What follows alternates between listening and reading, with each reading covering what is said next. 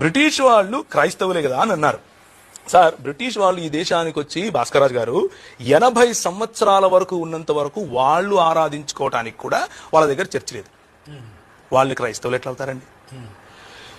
Albert Einstein అని పేరు పెట్టుకుంటే క్రైస్తవుడని, భాస్కర్ రాజు అని పేరు పెట్టుకుంటే హిందూ అని. ఇది గనక స్టాండర్డ్ అయితే నేను హిందువుని అవ్వాలి, నా పేరు ప్రవీణ్ కుమార్. అది కాదు సార్ స్టాండర్డ్. స్టాండర్డ్ ఏంటంటే ఇదిగో ఈ 66 పుస్తకాలు ఉన్నటువంటి బైబిల్ గ్రంథాన్ని ఎవడైతే విశ్వసిస్తాడో వాడు క్రైస్తవుడు అవుతాడు. ఒకవేళ ఇక్కడికి వచ్చినటువంటి బ్రిటిష్ వాళ్ళు క్రైస్తవులే అయితే విలియం కేరీని రాకుండా ఎందుకు ఆపుతారు? జీగన్ బాల్ గారిని రాకుండా ఎందుకు ఆపుతారు? క్రైస్తవ మిషనరీ సంస్థలు రాకూడదు అని వాళ్ళపైన చట్ట వ్యతిరేకమైనటువంటి అంటే వీసా ఉల్లంఘనలు అన్న పేరు మీద దిగిన వెంటనే ఓడలెక్కించి ఎందుకు పంపిస్తారు? వాళ్ళని ఇక్కడ రోడ్డు మీద కొట్టి చంపుతూ ఉంటే కూడా మాకు పట్టినట్టు ఎందుకుంటారు అని అంటే వారికి క్రైస్తవ భావజాలానికి ఏ సంబంధం లేదు కాబట్టి. బ్రిటిష్ వాళ్ళలో క్రైస్తవులు ఉంటారా? ఉంటారు. భారతీయుల్లో క్రైస్తవులు ఉంటారా? ఉంటారు. భారతీయులందరూ హిందువులేనా? కాదు. భారతీయుల్లో హిందువులు ఉంటారా? ఉంటారు. ఇది చిన్న లాజిక్ కదా, ఇది కూడా మిస్ అయితే ఎట్లా? బ్రిటిష్ వారు క్రైస్తవులు కాదు.